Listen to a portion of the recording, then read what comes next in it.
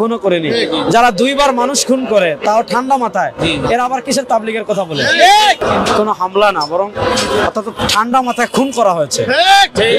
একদম ঠান্ডা মাথায় খুন করা হয়েছে পরিকল্পিতভাবে। কারণ জবে করে ফেলা, ছুরি দিয়ে পেটে আঘাত করা, এগুলো একদম পরিকল্পিতভাবে হয়েছে, পরিকল্পিতভাবে খুন করা হয়েছে।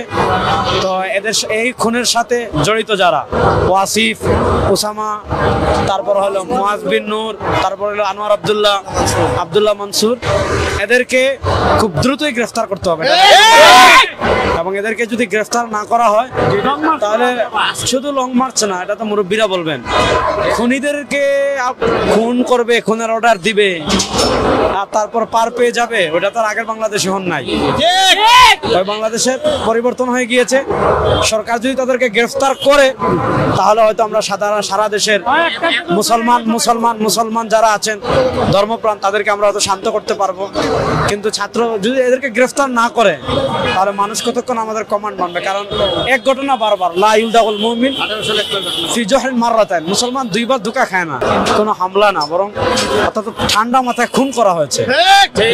একদম ঠান্ডা মাথায় খুন করা হয়েছে পরিকল্পিতভাবে। কারণ জবে করে ফেলা, ছুরি দিয়ে পেটে আঘাত করা, এগুলো একদম পরিকল্পিতভাবে হয়েছে, পরিকল্পিতভাবে খুন করা হয়েছে। তো এদের এই খুনের সাথে জড়িত যারা, ওয়াসিফ, ওসামা, তারপর হলো মুয়াজ বিন নূর, তারপর হলো আনোয়ার আব্দুল্লাহ, আব্দুল্লাহ মনসুর, এদেরকে খুব দ্রুতই গ্রেফতার করতে হবে। এবং এদেরকে যদি গ্রেফতার না করা হয় তাহলে শুধু লং মার্চ না, এটা তো মুরব্বীরা বলবেন, খুনিদেরকে খুন করবে, খুনের অর্ডার দিবে আর তারপর পার পেয়ে যাবে, ওটা তো আগের বাংলাদেশে হন নাই। বাংলাদেশের পরিবর্তন হয়ে গিয়েছে। সরকার যদি তাদেরকে গ্রেফতার করে তাহলে হয়তো আমরা সারা দেশের মুসলমান যারা আছেন ধর্মপ্রাণ, তাদেরকে আমরা হয়তো শান্ত করতে পারবো। কিন্তু ছাত্র যদি এদেরকে গ্রেফতার না করে তাহলে মানুষ কতক্ষণ আমাদের কমান্ড মানবে? কারণ এক ঘটনা বারবার, লা ইউলদাগুল মুমিন ফি জহরিন মাররাতাইন, মুসলমান দুইবার ধোঁকা খায় না। তো একই ঘটনা 18 সালে হয়েছে, আবার একই ঘটনা এখন হয়েছে। এটা খুবই দুঃখজনক। আমরা সরকারের কাছে অনুরোধ করব, আমাদের দাবি এই ঘটনার সাথে জড়িত তাদেরকে গ্রেফতার করবে। এবং এরপরে এতদিন আমরা অনেক কিছু সহ্য করেছি, তাদেরকে কাকরাইলে ভাগ দেওয়া হয়েছে, ইজতেমায় ভাগ দেওয়া হয়েছে, এরপর তাদের আর কোনো ইজতেমা বাংলাদেশে করতে দেওয়া হবে না ইনশাআল্লাহ। মামলা হবে ইনশাআল্লাহ, মামলা হয়েছে, হবে। হ্যাঁ, আমাদের মুরব্বীদের মাশওয়ারা হয়েছে, হত্যা মামলা হবে, অলরেডি প্রসেস শুরু হয়ে গিয়েছে, আজকের ভিতরে মামলা হবে।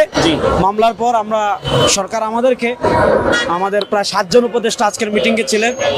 7 জন উপদেষ্টা বলেছেন, অনুরোধ করেছেন যে আমরা যেন শান্ত থাকি। আমরা তো শান্ত, তাবলীগ তো কাজই শান্তির কাজ। আমি একটু বলি, হ্যাঁ, আপনারা কে তাবলীগের হক পথে, কে বেহক পথে, এটা বোঝার জন্য এতটুকু যথেষ্ট।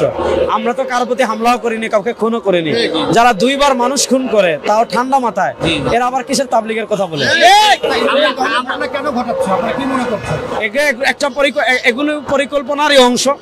আমরা মনে করছি এটার পিছনে বড় কোনো ষড়যন্ত্র আছে এবং বাংলাদেশকে একটা অশান্তি করা এই মুহূর্তে, যাতে সরকার বেকায়দায় পড়ে, রাষ্ট্র বেকায়দায় পড়ে।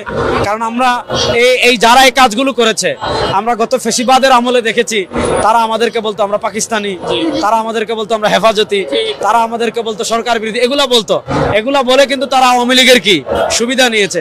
এখন তারা এই কাজগুলোই করছে। সুতরাং এটার পিছনে বড় ধরনের কোনো ষড়যন্ত্র থাকতে পারে।